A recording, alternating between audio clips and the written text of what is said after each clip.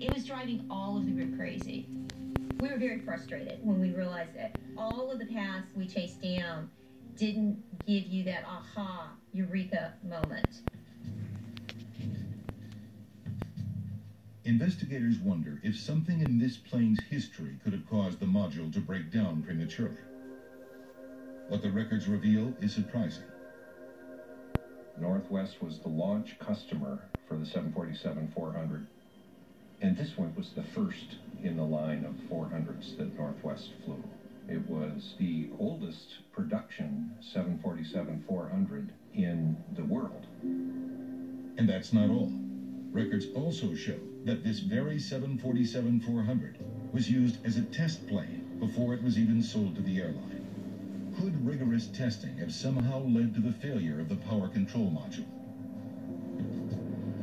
The plane had flown for 55,000 hours and taken off more than 7,000 times. That's more takeoffs and landings than most 747s with that number of hours in the air. This discovery leads the investigation in an entirely new direction. We were concerned that it had been exposed to more stress than we had expected, and that may have caused it to fail.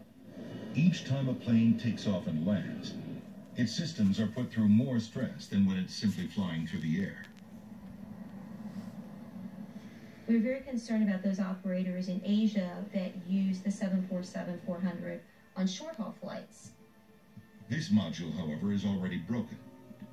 There is no way to test it. Checking all the units on the rest of the fleet is not a practical option. You would have essentially had to have grounded the fleet to remove all of the units. As a preemptive strike against future failure, the NTSB recommends that airlines test the power control module more vigorously and more regularly.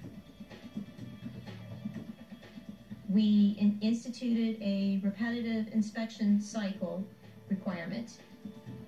But the root cause of the failure is never found. 4 years later, an Air France cargo plane is forced to make an emergency landing. Once again, the lower rudder has failed on the 747-400.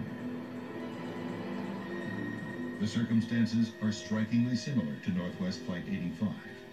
The unit was sent to Parker Hannah.